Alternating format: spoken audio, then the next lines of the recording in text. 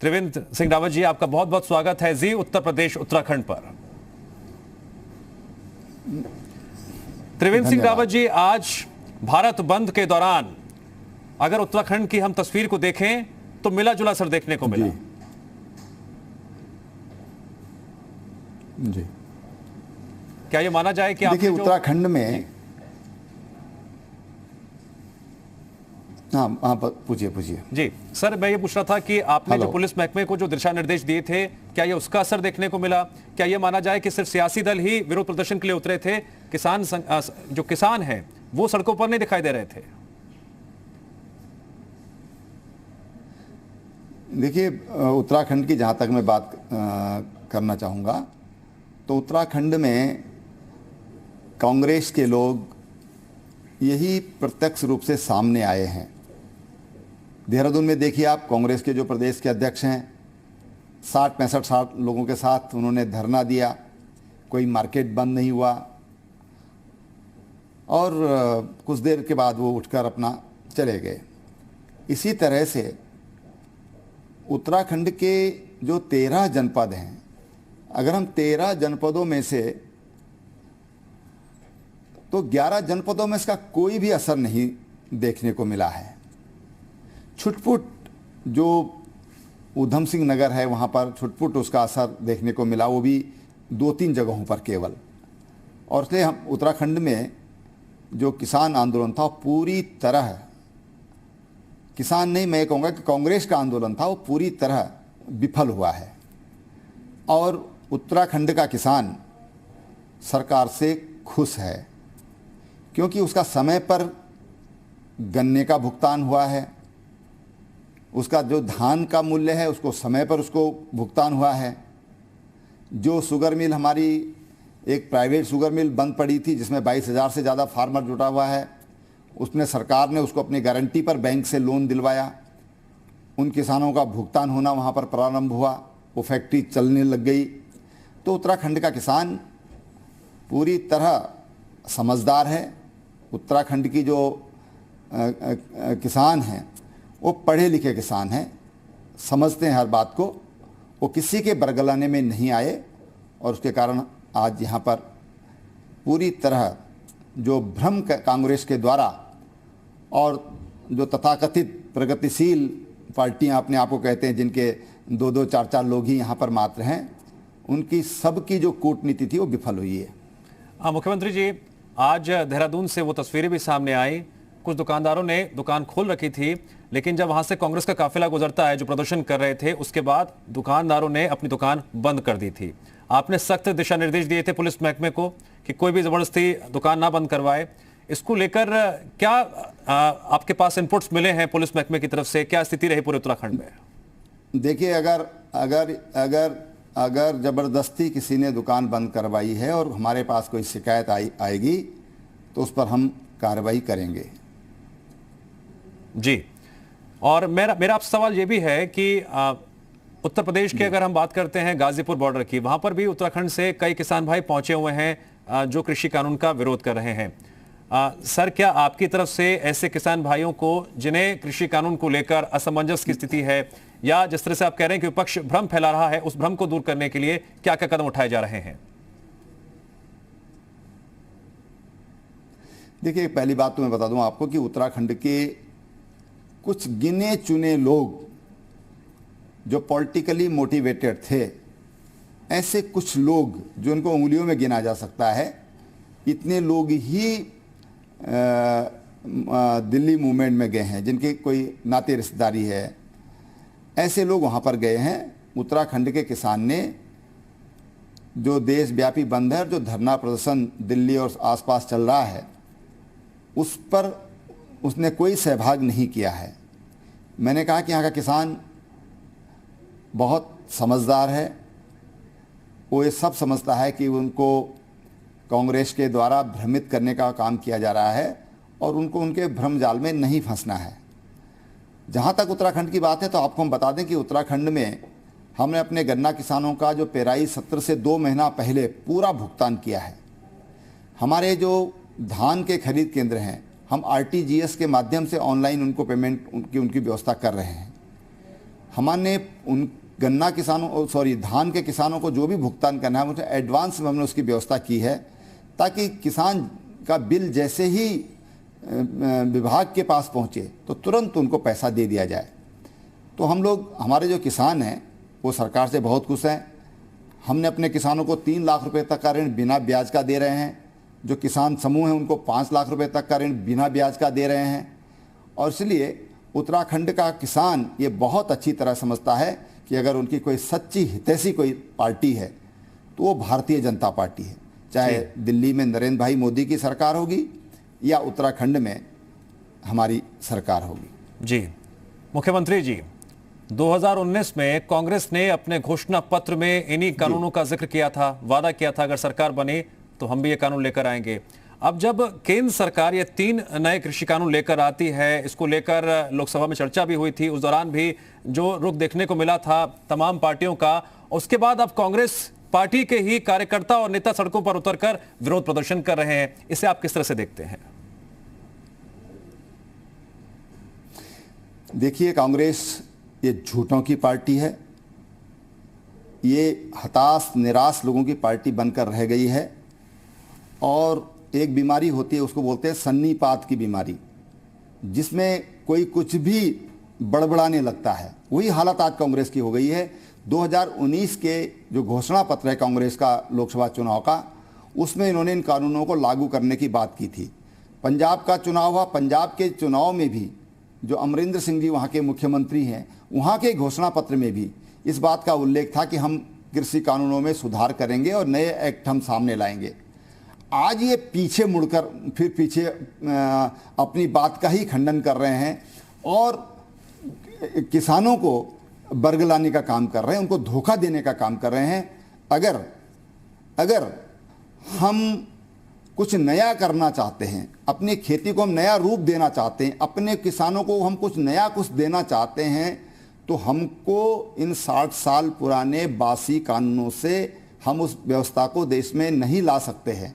उसके लिए बहुत ज़रूरी है कि नए कानून आए। मैं प्रधानमंत्री जी का बहुत धन्यवाद करता हूं कि नए कृषि कानून लाए और इससे हमारे किसानों के जो हित हैं वो सुरक्षित होंगे। आप ये देखिए कि एमएसपी स्वामीनाथन ने कहा था कि मूल लागत के उसको 1.5 गुना उसका एमएसपी मिलना चाहिए, आज वो 1.5 गुना मिल रहा है।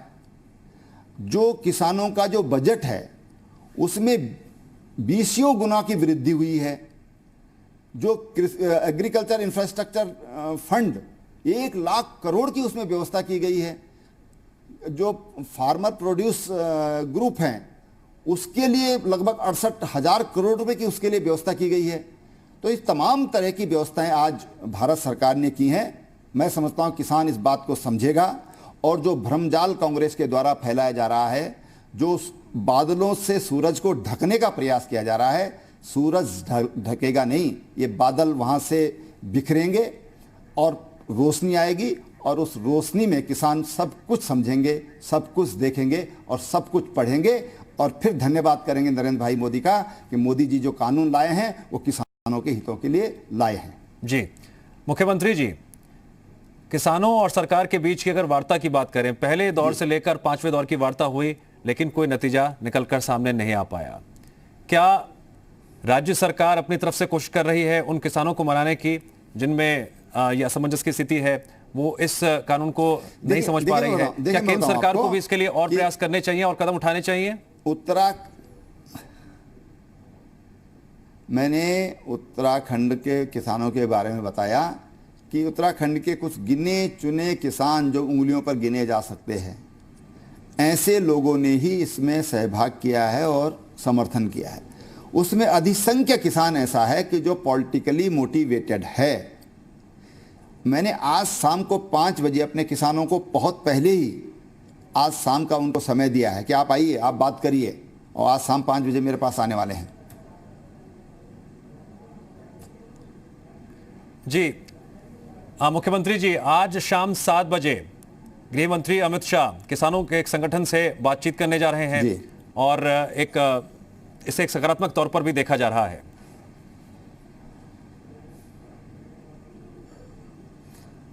निश्चित, देखिए आप, महाराष्ट्र में बड़ा संगठित किसान माना जाता है और शेतकारी संगठन ने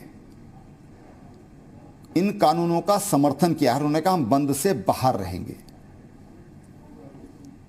जो अमित शाह जी को जो संगठन मिलने जा रहे हैं, मैं समझता हूं कि वो इस चीज को समझेंगे, अन्य संगठनों को इसके बारे में समझाएंगे। समाधान बातचीत से ही होने वाला है, समाधान बातचीत से ही होता है। और आज किसान आंदोलित हैं। आखिर जो समस्या का समाधान होगा, अगर कोई समस्या है, अगर उसका समाधान होना है तो बातचीत से ही होना है। मैं समझता हूं किसान इस बात को समझेंगे और जो नए कानून हैं उनका स्वागत करेंगे। जी, मुख्यमंत्री जी, आपने इस बात को दोहराया कि बातचीत से ही समाधान निकलता है और आप भी आज किसानों से बातचीत करने जा रहे हैं। किसानों से आप क्या बातचीत करेंगे? जी उत्तर प्रदेश उत्तराखंड के मंच से आप किसानों से क्या अपील करना चाहेंगे? मैं सभी किसान भाइयों से कहना चाहूंगा कि आप किसी के भ्रमजाल में मत फंसिए। ना एमएसपी समाप्त होने वाली है और आज किसानों के लिए अन्य विकल्प भी खोल दिए गए हैं। आपको जहां पर अच्छा मूल्य मिलता है वहां पर जाकर के अपने उत्पाद आप बेच सकते हैं और इसलिए किसान भाइयों को इसको सकारात्मक रूप से लेना चाहिए। मैं किसान भाइयों को विश्वास दिलाता हूं कि इस कानून से उनके हितों की सुरक्षा होगी और आप शांतिपूर्वक अपनी बातचीत करें, अपने घरों की तरफ लौटें और जो लोग इस आंदोलन में कूद करके जो असामाजिक तत्व हैं, किस तरह के नारे सिंध बॉर्डर पर लगे हैं, किस तरह के नारे पंजाब में लगे हैं, इंदिरा गांधी को मारा है, राजीव गांधी को मारा है, मोदी की बारी है, ये क्या मतलब है? कौन लोग हैं ये? और इस चीज़ को किसान भाइयों को समझना चाहिए। ऐसे अराजक तत्व जो इस आंदोलन में कूदना चाहते हैं उनसे उनको बचकर रहना चाहिए, उनसे उनको सावधान रहना चाहिए। हम भाईचारे से और शांति के साथ अपनी बातचीत करें, समाधान और आपको समझाने का काम ये हम करेंगे। मुख्यमंत्री जी, किसानों के आंदोलन का 13वां दिन है और पिछले 2 दिनों से हम देख रहे हैं कि सियासी दल बढ़ चढ़कर इसमें हिस्सा लेने की बात करते हुए आज भारत बंद के दौरान सड़कों पर कूद भी पड़े। क्या यह मान लिया जाए कि किसानों के इस आंदोलन को अब विपक्षी पार्टियों ने हाईजैक कर लिया और इसे मुद्दा बनाकर केंद्र सरकार को घेरा जा रहा है? ये जो मृतप्राय कांग्रेस है, ये इसको संजीवनी के रूप में देख रही है। जो एंटी इनकम्बेंसी पंजाब में खड़ी हुई है अमरिंदर सिंह जी के खिलाफ, आज वो किसानों को ढाल बना करके और उसमें अपने मजबूती के ख्वाब देख रही है। ऐसे में कभी भी कांग्रेस मजबूत नहीं हो सकती है, न किसान मजबूत हो सकता है। किसी भी राजनीतिक दल को किसानों को इस तरह से ढाल बना करके उसका इस्तेमाल नहीं करना चाहिए। किसानों के कंधे पर बंदूक रखकर लड़ने का अधिकार किसी भी राजनीतिक दल को नहीं है। मुख्यमंत्री जी, किसान किसी की हाथ की कठपुतली ना बने। अगर वो आंदोलन करना भी चाहता है, अपनी बात सामने रखना चाहता है, तो यह भी जरूरी है कि सही मायनों में वो किसान जो खेत में काम करता है वो सामने आए। इसके लिए आप क्या कदम उठाएंगे आने वाले दिनों में कि इसको लेकर राजनीति ना हो, किसान भली बात ये समझ सके कि इन कानूनों में उसके लिए क्या है और अगर उसे कुछ खामी नजर आ रही है तो वो सवाल भी पूछ सके और अपनी बात खुलकर सामने रख सके? नहीं, देखिए, ये एक्ट देश में लागू हो गया। मुझे कोई किसान भाई ये बताए किस एक्ट से उनको क्या नुकसान हुआ है। प्रत्यक्षम किम प्रमाणम, जो हम प्रत्यक्ष देख रहे हैं, जो हम अनुभव कर रहे हैं, उसके लिए प्रमाण की आवश्यकता क्या है? किसान का उत्पाद जो है वो अच्छे मूल्य पर बिका कि नहीं बिका, ये उनको देखना चाहिए। उनको समय पर पैसा मिल रहा है कि नहीं मिल रहा है, वो देखना चाहिए। और जो नए एक्ट बना है, जो नया कानून बना है, उनको इससे और फायदा होने वाला है कि नहीं होने वाला है, इस बात को समझना चाहिए। प्रोफेसर स्वामीनाथन से ज़्यादा किसानों के बारे में क्या किसी ने विचार किया है? जो हमारे प्रधानमंत्री हैं, आप गुजरात की ग्रोथ रेट देखिए, जब वो वहाँ के मुख्यमंत्री बने, उससे पहले की देखिए, उसके बाद की देखिए कि वहाँ का जो ग्रोथ रेट है, मैन्युफैक्चरिंग और एग्रीकल्चर, लगभग दोनों में बहुत कम डिफरेंस है। इस चीज को किसानों को समझना चाहिए कि जिस राज्य के मुख्यमंत्री ने अपने मुख्यमंत्री रहते हुए किसानों के लिए जो बेहतर काम किया, आखिर 15 साल तक गुजरात की जनता ने 14 साल तक वहां का मुख्यमंत्री बना के रखा, उनको समर्थन दिया। आज किसान दोबारा इस देश में 30 सालों के बाद पूर्ण बहुमत की सरकार बनी और दोबारा बनी, तो आखिर किसानों के प्रति उनकी सोच क्या है ये समझना चाहिए। किसान निधि हो, प्रधानमंत्री किसान फंड हो, उसके माध्यम से हो, बजट के माध्यम से हो, ये सारी चीजें, और एमएसपी जिस तरह से बढ़ी है उसको किसानों को देखना चाहिए। किसान उसको देख रहे हैं, समझ रहे हैं, और मैं समझता हूं कि उनका विश्वास, जो प्रधानमंत्री जी ने जो विश्वास अपने किसानों पर किया है और किसानों ने जो प्रधानमंत्री जी पर विश्वास किया है, उनको दोबारा दोबारा लाने का काम किया है, ये विश्वास ही हमारे किसानों की प्रगति का सबसे बड़ा रास्ता होगा। जी, मुख्यमंत्री जी, आपने तमाम जो बातें कही उससे इतर मैं एक बात और आपसे जानना चाहूँगा। कई ऐसे किसान भाई हैं जो चिंता जता रहे हैं, उनके जहन में इस बात को लेकर डर भी है, शंकाएं भी हैं कि आने वाले दिनों में इन कानूनों की वजह से कहीं ना कहीं कॉरपोरेट जगत के हाथ में काफ़ी कुछ चली जाएंगी और उनको नुकसान भी उठाना पड़ सकता है और दिक्कतों का सामना भी करना पड़ सकता है। अब बड़ा सवाल यह है कि केंद्र सरकार लगातार ये कह रही है कि भ्रम फैलाया जा रहा है। भ्रम जाल फैला कौन रहा है?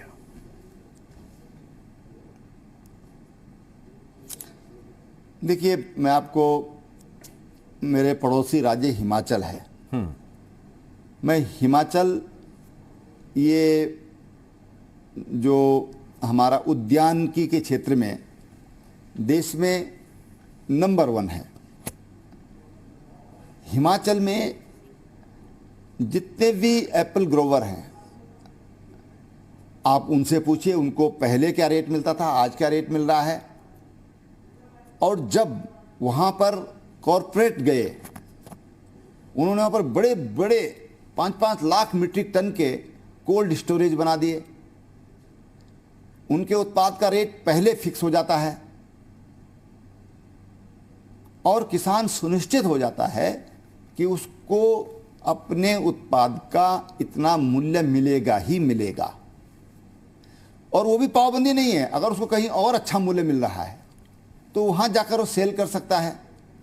इससे बड़ी गारंटी क्या हो सकती है? किसान के सामने यही समस्या होती है। कई बार ये जो हमारे मंडियां हैं, मंडियों में कई बार इतना ज़्यादा उत्पाद पहुंच जाता है कि जब उसकी बोली लगती है तो उनको बहुत ही कम मूल्य पर बोली छूटने लग जाती है। कई बार ऐसा देखने में आया है। हम ये चाहते हैं कि अगर किसान का मूल्य अगर निर्धारित किया है, एमएसपी किया है, और अगर कॉरपोरेट आते हैं, माना कॉन्ट्रैक्ट फार्मिंग होती है, तो उसमें क्या नुकसान है? दुनिया के देशों में भी कॉन्ट्रैक्ट फार्मिंग है जी, तो वहाँ किसानों को किस तरह के मूल्य मिल रहे हैं उनको देखा जा सकता है। तो ये जो इस तरह का जो ये भ्रम फैलाया जा रहा है कि किसानों के खेतों पर दूसरों का कब्जा, कैसे हो जाएगा भाई? कैसे कोई कब्जा कर सकता है किसी के खेत पर? और फिर भारत जैसे लोकतांत्रिक देश में जहाँ पर 70% पॉपुलेशन कृषि पर आधारित है, जो कृषि कार्य में किसी न किसी रूप में कृषि कार्य करती है, उस देश में, लोकतांत्रिक देश में, लोकतांत्रिक व्यवस्था में कैसे कोई 70% किसानों का विरोध कर सकता है? कैसे उनका विरोध मोल ले सकता है? ये चीजें समझने की है। ठीक है। मुख्यमंत्री त्रिवेंद्र सिंह रावत जी, जी उत्तर प्रदेश उत्तराखंड से बातचीत करने के लिए